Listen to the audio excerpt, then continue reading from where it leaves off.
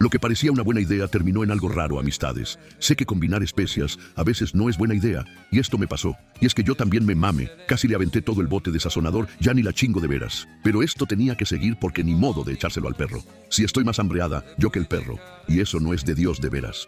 Pero bueno, amistades, así lo dejé.